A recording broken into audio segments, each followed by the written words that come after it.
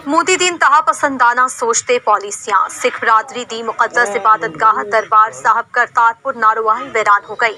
पाकिस्तान ने वड्डे दिल नाल सिख भरावां लई लंगा खोलिया पर मोदी ने बंद कर दिता। संगतां ते ना आन कारण दरबार साहब ते सेवाकार भी परेशान ने। मजीद दस रहे ने मलिक मुश्ताक। बिल्कुल मैं इस वे मौजूद हाँ दरबार साहब करतारपुर ते मेरे नाल हैड ग्रंथी गोविंद सिंह साहब मेरे नाल मौजूद ने।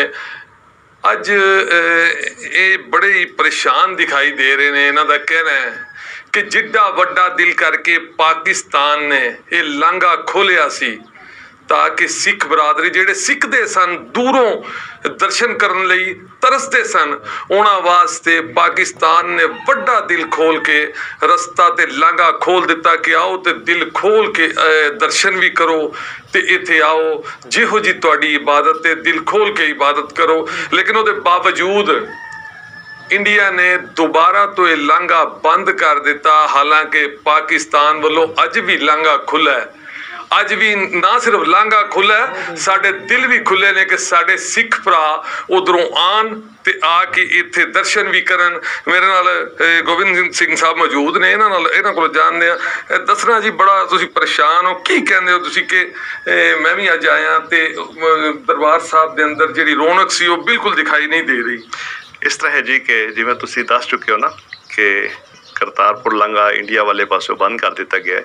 7 मई 2025 में जिस दिन दोनों मुल्कों की भारत ते पाकिस्तान की कशीदगी शुरू हुई तो बगैर किसी प्रोटोकॉल तो बगैर किसी इन्फॉर्मेशन तो बगैर किसी दस्सिया तो बगैर इंडिया वाले पासों करतारपुर साहब लांघे का गेट बंद कर दिता गया। बल्कि सिर्फ गेट नहीं बंद किया, उस दिन 7 मई को जी संगत करतारपुर साहब आनी सी वो जीरो लाइन तक पहुँच चुकी सी। उन्होंने जीरो लाइन तो इंडिया वाले पासों भेजा गया तो जबकि दूसरे पासों साढ़े वाले पासों डेली गेट खुलता है। डेली सिर्फ गेट नहीं खुलता, राहदारी नहीं खुलती, संगत वास्ते लंगर भी तैयार हो रहा है। इत्थे उन्होंने इंतजाम सारे देखे जाते हैं। असी राह तक रहे हैं कि कदों संगत आएगी तो असी उन्होंने सेवा कर सकांगे। पर हुण इंडिया अपनी हड़धर्मी ते लगा होया है तो हुण असी यही बेनती कर सकते हैं इंडिया नूं हाथ जोड़ के रिक्वेस्ट करांगे कि जल्दी तो जल्दी यह लांघा खोलिया जाए। क्योंकि लांघा सियासत का लांघा नहीं है, यह लांघा जंग का लांघा नहीं है, यह लांघा कशीदगी का लांघा नहीं है। यह लांघा मेरे गुरु नानक पातशाह दा है, यह लांघा प्यार ते मुहब्बत है, यह लांघा शांति का है। और इत्थों पाकिस्तान की धरती से जो भी आया वो भावें दुनिया के किसी कोने तो भी को आया है वो हमेशा पाकिस्तान तो प्यार ते मुहब्बत ते शांति लैके गया, दोस्ती लैके गया। जिस तरह के गुरु साहब का सबक भी हुई सी कि प्यार ते मुहब्बत, सारी जिंदगी उन्होंने प्यार ते मुहब्बत का प्रचार किया ते तुसी भी इत्थे कर रहे हो ते चूंकि अज तुसी अफसरदा भी हो ते मतलब कोई इन्हों फायदा तो इस गल का है नहीं। लेकिन जाहिर है साडे जिहड़े सिख भरा इंडिया च बैठे ने जिन्होंने 300 तुसी कहा सिख यात्रियों नूं संगत नूं वापस मोड़ दिता, असी इत्थे परेशान ते वो भी तो उत्थे परेशान होणगे। ज़ाहिरी गल है जी, है तो इस चीज़ का बयान लफ्ज़ों च नहीं किया जा सकता। मैं तुहाडी ही मिसाल देवां कि तुहाडा उमरे का वीज़ा लगा होवे, तुहाडा जहाज़ का वीज़ा लगा होवे, तुहाडी टिकट ओके होई होवे ते जदों तुसी एयरपोर्ट ते जहाज़ ते बैठण वास्ते जाओ या सऊदीया एयरपोर्ट ते पहुँच के तुहानूं डक दिता जाए, तुहानूं वापस कर दिता जाए कि जी तुसी उमरा नहीं कर सकते, तुसी हज नहीं कर सकते, तो की तुहाडे चों लफ्ज़ तुसी बयान कर सकोगे कि उस टाइम तुहाडे दिल ते की बीत रही है। हाँ, साडी जिहड़ी भारत जिस टाइम संगत बैठी हुई है वो भी बहुत परेशान है, वो दुखी है, वो दुखी हिरदे दे नाल अरदास कर रही होएगी, बेनती कर रही होएगी, उस मालक अगे अर्जी कर रही होएगी कि जल्दी लांघा खोलिया जाए तो असीं जाके गुरु नानक पातशाह दे दर ते दर्शन ते दीदारे कर सकीए। क्योंकि पाकिस्तान की धरती ननकाना साहब, पाकिस्तान की धरती करतारपुर साहब सिखां वास्ते मक्का ते मदीना है, जिस नालों दूर नहीं किया जा सकता जी। बिल्कुल तुसी गुफ्तगू जानी ते अज इन्हां दी अखां भी नम सन ते दूजी गल है कि मोदी सरकार नूं सोचना चाहिए है, दिल वड्डा करो मोदी साहब, दिल वड्डा करो। ये की होया, सियासत की भीड़ ना चढ़ाओ। ये दरबार सियासत का दरबार नहीं, मुहब्बत का दरबार है।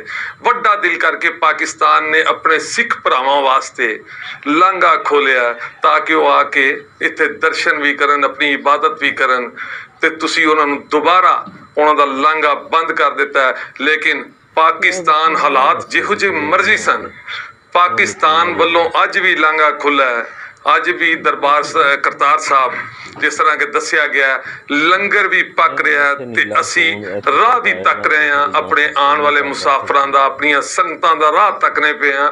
ਅਸੀਂ ਫੁੱਲ ਵਿਛਾਵਾਂਗੇ ਜਦੋਂ ਆਉਣਗੇ, ਲੇਕਿਨ ਉਹਨਾਂ ਨੂੰ ਆਉਣ ਦਿਓ। ਮੇਰੇ ਨਾਲ ਕੁਝ ਦੋਸਤ ਹੋਰ ਵੀ ਮੌਜੂਦ ਨੇ, ਇਹਨਾਂ ਕੋਲੋਂ ਵੀ ਪੁੱਛ ਰਹੇ ਆ ਕਿ ਕੀ ਸਮਝਦੇ ਨੇ। ਦੱਸੋ ਜੀ, ਕੀ ਸਮਝਦੇ ਹੋ ਕਿ ਰੌਣਕ ਘੱਟ ਹੋਣ ਦੀ ਵਜ੍ਹਾ? देखिए जी, बस ਗਿਆਨੀ जी ने जिस तरह दसिया है कि संगत आती सी, इस टाइम साड़ी बिल्कुल संगत भरी होंदी सी, कीर्तन चल रहे होंगे सी, अरदास होंदी सी, बस रौनकां खत्म ने। असी भी डेली ड्यूटी ते आते हैं, पाठ करते हैं, अपना कीर्तन करते हैं, लेकिन संगत उस तरह नहीं आ रही। साड़ी भी बेनती है, अरदास है कि संगत दोबारा तो आए तो दोबारा तो इस तरह रौनकां लगन जी। जी बिल्कुल, तुहाडी भी यही बेनती है।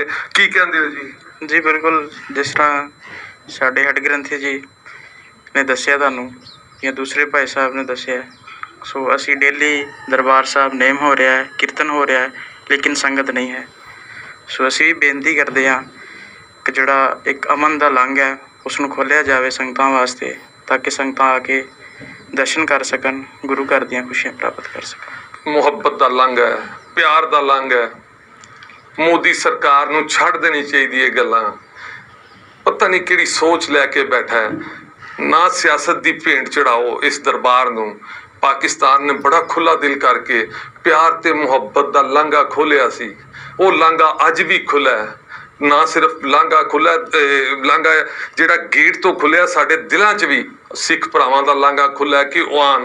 ये उन्हां दा दरबार है। जिस तरह के गोबिंद सिंह साहब ने दसिया कि ये वो दरबार है जिहड़ा कि जिवें मुसलमानां लई मक्का ते मदीना है, ते उस तरह अगर ये वो दरबार है तो फिर सिखां नूं क्यों रोकिया जा रहा है?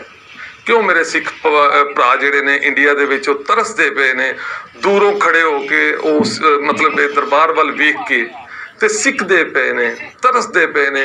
उन्हां दा तरसना खत्म करना चाहिए। ते मेरी भी मोदी सरकार नूं बिनती है, असीं बिनती कर सकने हैं, कह सकने हैं कि छड्ड दे हुण, छड्ड झगड़ियां नूं, छड्ड झगड़े ते झेड़ियां नूं, खुल थोड़ा जिहा खोल दे दिल नूं ते इन्हां नूं आण दे, ते ना रोक लोकां नूं। ये बड़ा सवाब दा काम है कि उन्हां नूं आण दिओ ताकि वो अपनी इबादत करन।